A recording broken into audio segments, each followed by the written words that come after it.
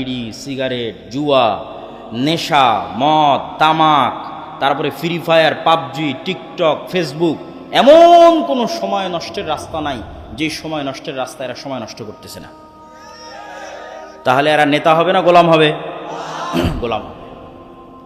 আর ও যদি ইহুদিও হয়, ও যদি হিন্দুও হয়, জ্ঞানের পিছনে সময় দিচ্ছে পৃথিবীর নেতৃত্ব আর। এই লজিকের উপরে আল্লাহ পৃথিবী তৈরি করেছে, এটার উপরেই পৃথিবী দাঁড়িয়ে আছে।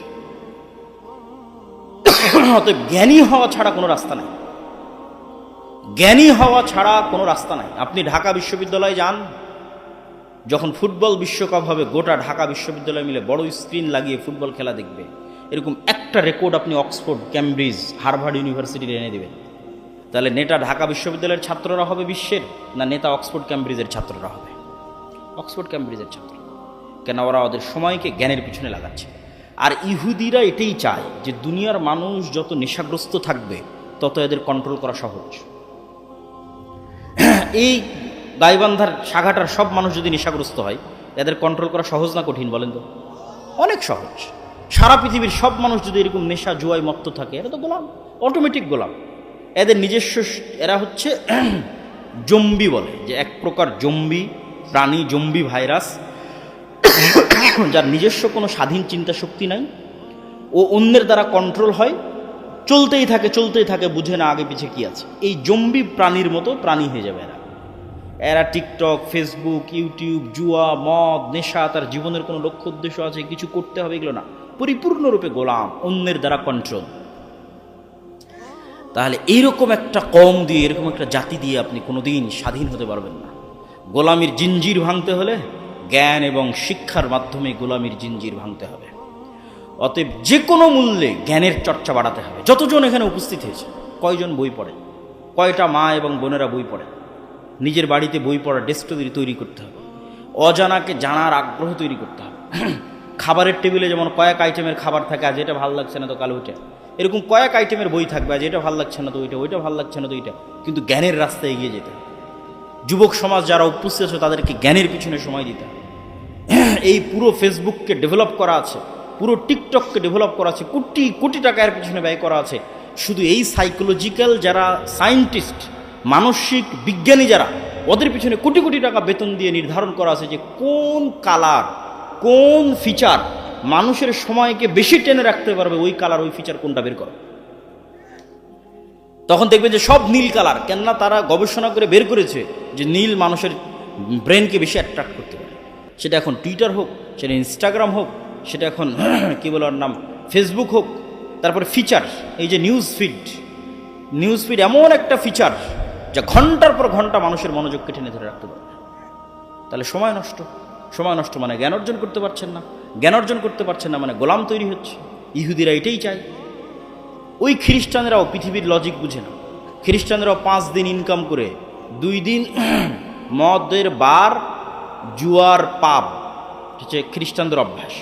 2 দিনের টাকা উপার্জন করে, 5 দিনের টাকা উপার্জন করে মদের বারে, জুয়ার পাবে আর গার্লফ্রেন্ডের পিছনে খরচ করে শেষ। তাহলে ওই খ্রিস্টানকে কে কন্ট্রোল করতে পারবে? ইহুদিরা। এবং কন্ট্রোল করতেছে, অলরেডি কন্ট্রোল করতেছে। নেশাগ্রস্ত মানুষ কোনোদিন স্বাধীন নয়, জুয়ায় আক্রান্ত মানুষ কোনোদিন স্বাধীন নয়, সময় অপচয় করে এরকম মানুষ কোনোদিন স্বাধীন নয়।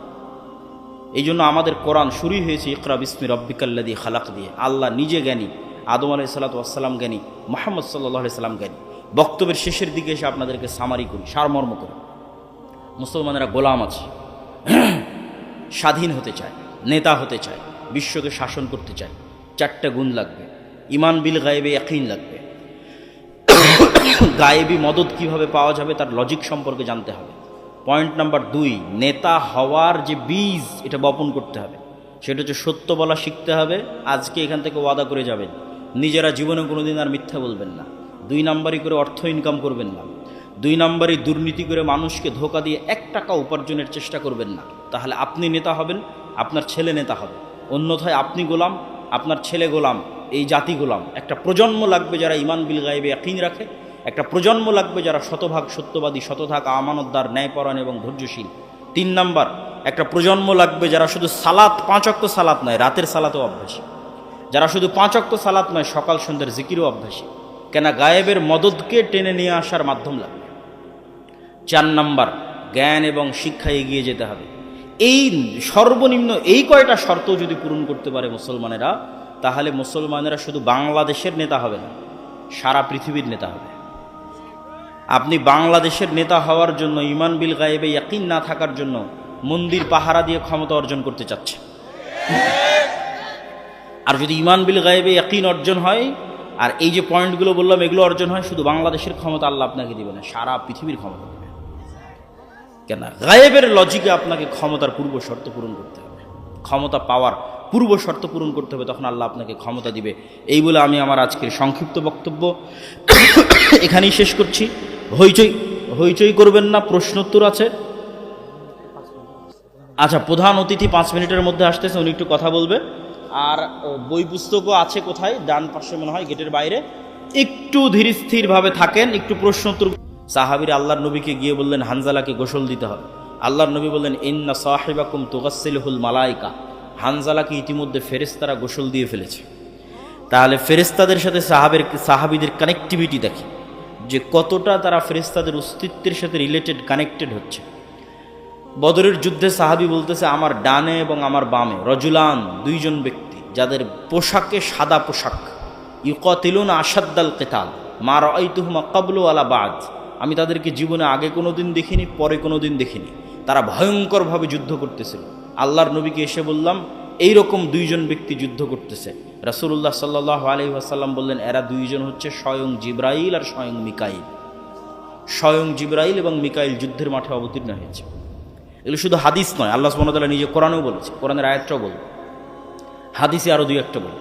খন্দকের যুদ্ধ থেকে যেদিন রাসূলুল্লাহ সাল্লাল্লাহু আলাইহি সাল্লাম ফিরে আসলেন, খন্দকের যুদ্ধ বিজয় হয়ে গেছে, বিজয় হয়ে যেদিন ফিরে আসলেন, ওয়াজা আসসিলাহ ওয়াগতাসালা, আয়েশা রাদিয়াল্লাহু তাআলা আনহার হাদিস, সহিহ হাদিস, যে আল্লাহর নবী অস্ত্র রেখে গোসল করতে গেছেন। ইতিমধ্যে জিবরাইল উপস্থিত হয়ে আল্লাহর নবীকে বলছে ফেরেশতারা এখন পর্যন্ত অস্ত্র রাখেনি, আপনি কেন অস্ত্র রেখেছেন? আল্লাহর নবী বললেন কেন অস্ত্র রাখেনি কেন? তো বলে ওই যে 3টা ইহুদি গোত্র যারা গাদ্দারি করেছে, ভিতর থেকে আপনার সাথে চুক্তি ভঙ্গ করেছে, মদিনা সনদ, বাইরের যারা কাফের তারা তো পরাজিত হয়েছে, কিন্তু এই 3টা ইহুদি গোত্র এটা তো মুনাফিক, এদের শাস্তি দিতে হবে, এদের শাস্তি নিশ্চিত করে যুদ্ধ শেষ হবে। রাসূল সাল্লাল্লাহু আলাইহি ওয়াসাল্লাম বাইরে এসে সাহাবীদের বললেন ঠিক আছে বের হও। সাহাবীরা বের হও, যুদ্ধ শেষ হয়নি, ইহুদি গোত্রদের শাস্তি দিতে হবে। এতদূর পর্যন্ত আয়েশার বর্ণনা। এবার আনাস রাদিয়াল্লাহু তাআলার বর্ণনা শুনেন। আনাস রাদিয়াল্লাহু তাআলা বলছে আল্লাহর নবী যখন আমাদের বললেন বের হতে, যুদ্ধ শেষ হওয়ার পর আবারও যখন বের হতে বললেন, তখন কাআন্নী আনজুরু ইলাল গুবারি শাতিআন ফি যুকাকি বানি গানাম, যে আমরা এবং আল্লাহর নবী যখন একসাথে বের হচ্ছি তখন আমরা ইহুদি গোত্রের দিকে যাওয়ার পথে আমাদের আগে আগে, যেমন আজকে রাজনৈতিক শোডাউনে 500 মোটরসাইকেল গেলে পিপি পাওয়া যে ধুলা উড়িয়ে যায় শোডাউন দেখানোর জন্য, তো ওই রকম জিবরাইলের ঘোড়সাওয়ার বাহিনী আগে আগে গেছে। তো জিবরাইলের ঘোড়সাওয়ার বাহিনী আগে আগে যাওয়ার কারণে তাদের ঘোড়ার পায়ের আঘাতে ধুলা তৈরি হয়েছে, ধুলায় অন্ধকার। তো আনাস রাদিয়াল্লাহু তাআলা বলছেন আমরা যে যাচ্ছি তো আমাদের আগে আগে জিবরাইলের ফেরেশতাদের ঘোড়সাওয়ার বাহিনীর পায়ের আঘাতে ধুলায় অন্ধকার হয়ে আছে। বলেন আল্লাহু আকবার।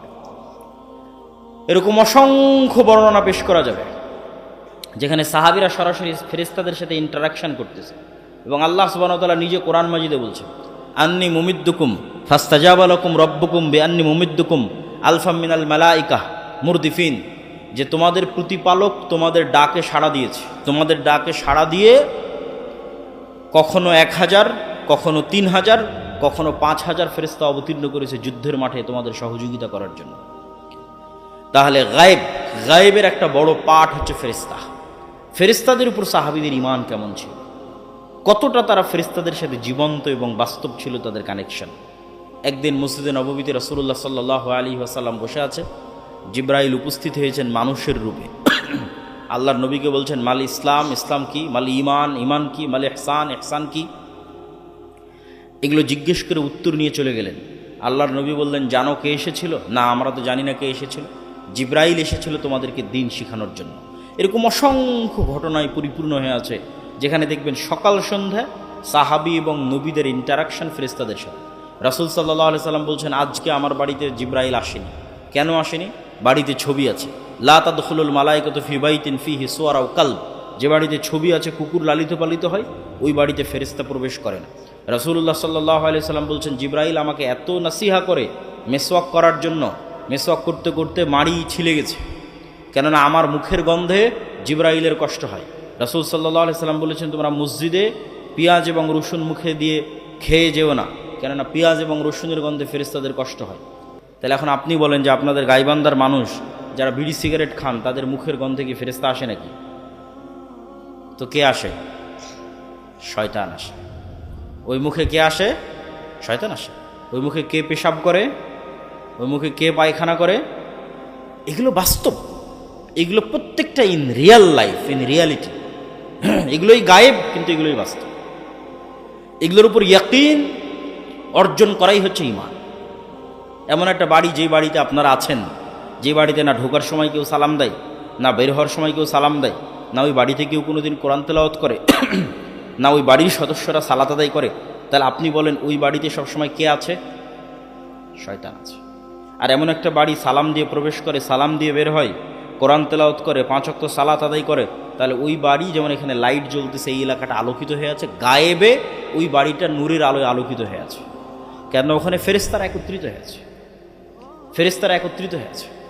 সম্মানিত উপস্থিতি, তাহলে ফেরেশতাদের অস্তিত্বের উপর ইয়াকিন, এটা ঈমানের একটা বড় পার্ট। এবং ফেরেশতা এবং শয়তান এই দুটো আমাদের সাথে এত বেশিভাবে জড়িত, এত বেশিভাবে যুক্ত, যে আমি যদি বলি আপনার বাপ মা, আপনার পিতামাতা, আপনার সন্তান সন্ততি, আপনার স্ত্রী পুত্র আপনার সাথে যতটা যুক্ত, তার চেয়ে বেশি যুক্ত ফেরেশতা এবং শয়তান, তাহলে বাড়াবাড়ি হবে না। কেন বাড়াবাড়ি হবে না? আদম আলাইহিসসালাতু ওয়াসসালামকে যখন আল্লাহ সুবহানাহু ওয়া তাআলা সৃষ্টি করেছে, তখন আদম আলাইহিসসালাতু ওয়াসসালাম সৃষ্টির পরে আল্লাহ বলেন, আদম এই যে এটা তোমার বউ, এটা তোমার বাপ মা, এটা তোমার ছেলে মেয়ে না। আদম আলাইহিসসালাম সৃষ্টির পরে সর্বপ্রথম কোনো মানুষের সাথে পরিচিত হয়নি। আদম আলাইহিসসালাম সৃষ্টির পরে ভিন্ন জগতের, গায়েবের জগতের দুইটা প্রাণীর সাথে পরিচিত হয়েছে, একটার নাম ফেরেশতা, একটার নাম জিন। তাহলে মানুষের অস্তিত্বের সাথে মানুষের অস্তিত্ব আগে, না ফেরেশতার শয়তানের অস্তিত্ব আগে? বলেন, ফেরেশতার শয়তানের অস্তিত্ব আগে। তাহলে আপনার সাথে আপনার বাপ মায়ের অস্তিত্ব, আপনার ছেলে মেয়ে স্ত্রী পুত্রের অস্তিত্ব আগে, না আপনার সাথে ফেরেশতার শয়তান আছে এটা আগে? ফেরেশতার শয়তান আছে এটা। কেন? আপনি যখন প্রথম সৃষ্টি হয়েছেন তখন আপনিও সৃষ্টি হওয়ার পর আগে ফেরেশতাকে দেখেছেন আর শয়তানকে দেখেছেন। এই জন্য এইটাই হলো গায়েব। এইটা যত আপনি জানবেন, গায়েবের লজিকগুলো যত জানবেন, গায়েবের কার্যকরণের সূত্র যত জানবেন, তত গায়েবের মদদ পাওয়ার রাস্তা আপনার জন্য উন্মুক্ত হবে। সম্মানিত উপস্থিতি, বক্তের দ্বিতীয় পয়েন্টে চলে যাই, যেহেতু সময় অল্প। দ্বিতীয় পয়েন্ট আমরা বলেছি নেতৃত্বের বিকাশ। গোলামির অপরপিঠ নেতা। নেতা নন মানে গোলাম, গোলাম নন মানে নেতা। তাহলে আমরা এখন গোলাম মানে আমরা নেতা নই, নেতা হতে হবে। নেতা হলে গোলামি কেটে যাবে। এখন বিশ্বের নেতা অন্যরা আছে, আমরা বিশ্বের গোলাম আছি। বিশ্বের নেতা হলে আমাদের গোলামি কেটে যাবে, অন্যরা গোলাম হবে।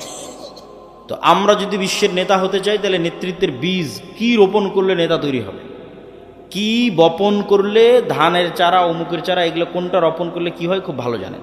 তো কি রোপণ করলে, কি বপন করলে নেতা তৈরি হয়? সেটার নাম ন্যায়পরায়ণতা, সেটার নাম সত্যবাদিতা, সেটার নাম আমানতদারিতা, সেটার নাম ধৈর্যশীলতা। এই 3-4টে দিয়ে নেতা তৈরি হয়। পৃথিবীতে যত নবী রাসূল এসেছে, সকল নবী রাসূল জন্মগত সত্যবাদী, আমানতদার, ন্যায়পরায়ণ এবং ধৈর্যশীল। কিন্তু আমাদের মুসলমানদের অবস্থা হচ্ছে, আলেম ওলামা থেকে শুরু করে, আমরা নিজেরা থেকেও শুরু করে, যে আমরাও নেতৃত্বের অযোগ্য। আমরা নিজেরা থেকে শুরু করে, সবাই থেকে শুরু করে আমি বলতেছি যে মুসলমানদের আজকের সবচেয়ে বড় সমস্যা কি? মুসলমানেরা মুনাফিক অবস্থায় দিন পার করছে। লাম্মা ইয়াদখুলুল ঈমানু ফি কুলুবিহিম, অন্তরে ঈমান প্রবেশ করেনি। বাহ্যিক ইসলাম নিয়ে মনে করছে নিজে ধোঁকা দিচ্ছে, আল্লাহকে ধোঁকা দিতে যাচ্ছে, পরকালকে ধোঁকা দিতে যাচ্ছে। বাহ্যিক ইসলাম কি? 5টা, তার মধ্যে 4টা, সালাত, সিয়াম, হজ, জাকাত। এই সালাত, সিয়াম, হজ, জাকাত মদিনায় হিজরতের পর ফরজ হয়েছে। তাহলে মদিনায় হিজরতের আগে 13 বছর আল্লাহর নবী সাহাবীদের কি শিখালো? সালাতি যখন নাই, সিয়ামে যখন নাই, হজই যখন নাই, জাকাতই যখন নাই, তাহলে মক্কার 13 বছর করলো কি? মক্কার 13 বছর ঈমান বিল গায়েব শিখিয়েছে। ওটা আসল। মক্কার 13 বছর ঈমান বিল গায়েব শেখানো হয়েছে। সত্যবাদিতা, ন্যায়পরায়ণতা, আমানতদারিতা, ধৈর্যশীলতা শেখানো হয়েছে, নেতা বানানো হয়েছে। তারপরে যখন মাঠ রেডি হয়ে গেছে, তখন তার উপরে এসেছে সালাত, সিয়াম, হজ, জাকাত। এখন সালাত, সিয়াম, হজ, জাকাত তো অবশ্যই আদায় করতে হবে, কিন্তু দুঃখজনক হলো সত্য, আমরা এই বাহ্যিক ইবাদতগুলোকে নিজেকে ধোঁকা দেওয়া, আল্লাহকে ধোঁকা দেওয়া, মানুষকে ধোঁকা দেওয়ার মাধ্যম বানিয়েছি। নিজেকে ধোঁকা দেওয়ার মাধ্যম কি? যাক যা সুদ ঘুষ করলাম এবার হজ করে সব গুনাহ মাফ করে নিই, এটা নিজেকে ধোকা দেয়। তাহলে ওসি, ডিসি, এসপি, মন্ত্রী, মিনিস্টার, এসিল্যান্ড, সাব রেজিস্ট্রার, যে যেখানে ব্যবসায়ী, যে যেখানে দায়িত্ব পালন করতেছে, তার 50%-এরও বেশি নামাজি, তার 60-70%-এর বেশি হয় একবার দুইবার ওমরা করেছে, 2-3 বার হজ করেছে, তার 100% অন্তত কোনো মসজিদ, মাদ্রাসা, কোনো কমিটি, জালসা কমিটি এগুলোর সাথে যুক্ত আছে। কিন্তু ওর দায়িত্বের জায়গায় যখন বসতেছে তখন মিথ্যুক, ওর দায়িত্বের জায়গায় যখন বসছে তখন দুর্নীতিবাজ, ওর দায়িত্বের জায়গায় যখন বসে তখন আমানতের খেয়ানত করে, তাহলে সে মুনাফিক। লাম্মা ইয়াদখুলুল ঈমানু ফি কুলুবি, এটা অসম্ভব, জেনে নেন এটা অসম্ভব যে একটা অন্তরে ঈমান বিল গায়েবও থাকবে, মানে আল্লাহর উপর ঈমান, ফেরেশতার উপর ঈমান, পরকালের উপর ঈমান থাকবে, আবার ওই অন্তরে মিথ্যাও প্রবেশ করবে, দুর্নীতিও প্রবেশ করবে, ধোঁকাও প্রবেশ করবে, এটা অসম্ভব। এক অন্তরে এই দুটো একত্রিত হবে না, লা ঈমানা লিমান লা আমানাতা লাহু। তাহলে ওই অন্তরে ঈমান প্রবেশ করেনি, বাহ্যিক আমল আছে, আর সে অন্তরের দিক থেকে মুনাফিক। এটা হলো আজকের মুসলমানদের সবচেয়ে বড় সমস্যা। এই জন্য আমি আমার বহু বক্তব্যে বলেছি, আজকের মুসলমানেরা এই যুগের বানু ইসরাঈল। কেননা গোলামির মাধ্যমে জাতির চরিত্র পরিবর্তন হয়ে যায়। গোলামি মে বদল জাতি হে কওমো কি তকদির, কওমো কা জমির। আল্লামা ইকবাল বলেছেন, গোলামি করতে করতে জাতির স্বভাব চরিত্র চেঞ্জ হয়ে যায়। তো বানু ইসরাঈলেরা তো নবীর সন্তান, নবীর সন্তান কেমনে বলে যে আপনি আর আপনার আল্লাহ গিয়ে যুদ্ধ করেন? নবীর সন্তানেরা কেমনে বলে ঠিক আছে শনিবারের দিন মাছ ধরতে নিষেধ করলেন, আজ শনিবারের দিন আমরা বেড়া দিয়ে ঘিরে রাখবো, তো রবিবারের দিন মাছ ধরব? 2 নম্বরই বুদ্ধি। তো নবীর সন্তান, তাহলে নবীর সন্তানেরা এই 2 নম্বরই বুদ্ধি শিখলো কোথায়? যখন ফেরাউনের 300-400 বছর গোলামি করেছে, গোলামি করতে করতে স্বভাব চরিত্র পরিবর্তন হয়ে গেছে। কিন্তু মুসা আলাইহিস সালামকে আল্লাহ ওই গোলামদের সাথে বড় করেন। মুসা আলাইহিস সালামকে আল্লাহ বড় করেছে ফেরাউনের বাড়িতে, যাতে মুসা আলাইহিস সালামের মধ্যে এগুলো চুরি, চামারি, বাটপারি, দুর্নীতি, 2 নম্বরই, মিথ্যা এগুলো প্রবেশ না করে, যাতে মুসা আলাইহিস সালাম আত্মমর্যাদা, আত্মসম্মান, সত্যবাদিতা, ন্যায়পরায়ণতা, আমানতদারিতা, ধৈর্যশীলতা এগুলো গুণে নেতা হয়। তো মুসা আলাইহিস সালাতু ওয়াস সালাম ফেরাউনের বাড়িতে বড় হয়ে হলেন নেতা। এবার নেতার সাথে পুরো কওম গোলাম। কেন? এই কওম 300 বছর থেকে গোলামি করতেছে, 400 বছর থেকে গোলামি করতেছে, যাদের রক্তের মধ্যে মিথ্যা, ধোঁকা, দুর্নীতি ঢুকে আছে। তাহলে এই জাতিকে নিয়ে এক নেতা কেমনে চলতে পারে? এক মুসা আলাইহিস সালাম মাত্র নেতা, বাকি সবার মেন্টালিটি গোলাম। পদে পদে মুসা আলাইহিস সালামকে তারা বাধা দিয়েছে। শেষ পর্যন্ত মুসা আলাইহিস সালাম বিরক্ত হয়ে আল্লাহকে বলেছে, আল্লাহ এই জাতির দায়িত্ব আমি পালন করতে পারবো না, আমাকে উঠিয়ে নেন। কেন? নেতা একমাত্র ছিল মুসা আলাইহিস সালাম, কারোর মধ্যে নেতৃত্বের গুণ ছিল। তো আজকের মুসলমানেরা জন্মগত নেতা ছিল। কেননা মুসলমানদের আদি পিতা তথা বানু ইসমাইলের বংশধর কোনোদিন গোলাম ছিল না। ফলত ইসমাইলের বংশধর পুরোটাই জন্মগত নেতা। যেমন আব্দুল মুত্তালেব কাফের এবং মুশরিক অবস্থায় মৃত্যুবরণ করেছে, কিন্তু কোনো মায়ের সন্তান দাঁড়িয়ে বলতে পারবে না যে আব্দুল মুত্তালেব কারো 1 টাকা মেরে নিয়েছে। কেউ দাঁড়িয়ে বলতে পারবে না যে আব্দুল মুত্তালেব এখানে ধোঁকাবাজি করেছে।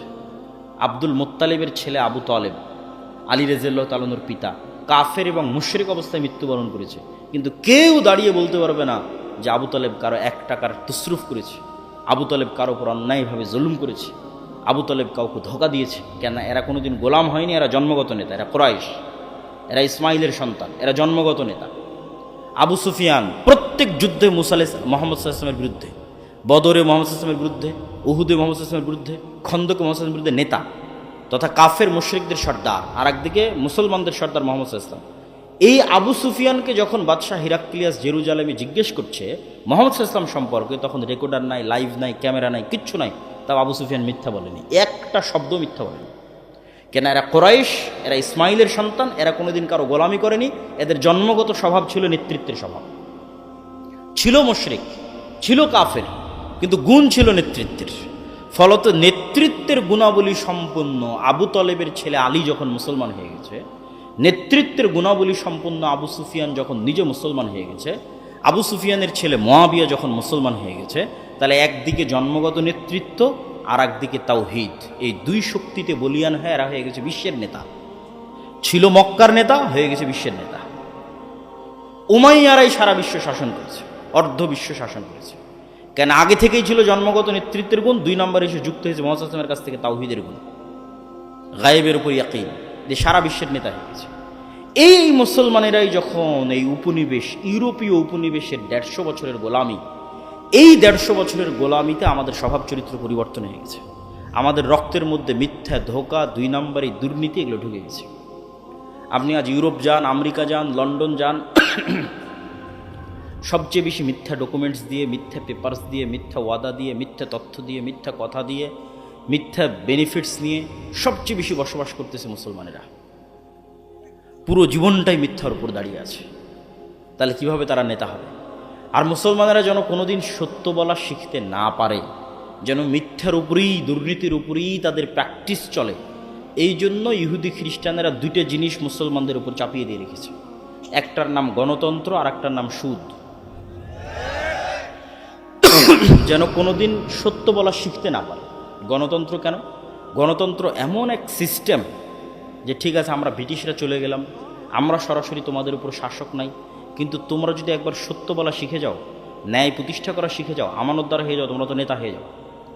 তোমাদেরকে গোলাম বানাতে চাইলে তোমাদেরকে মিথ্যা বলা, দুর্নীতি করা আমাদের শিখাতে হবে। এই কালচার অব্যাহত রাখতে হবে। আর এই কালচার অব্যাহত রাখার জন্য গণতন্ত্র লাগবেই। গণতন্ত্র এমন এক সিস্টেম যেখানে এক দল আর এক দলের বিরুদ্ধে বলবে তো বলবেই, একই আসনের মনোনয়ন প্রার্থী একই দলের একজন আর একজনের বিরুদ্ধে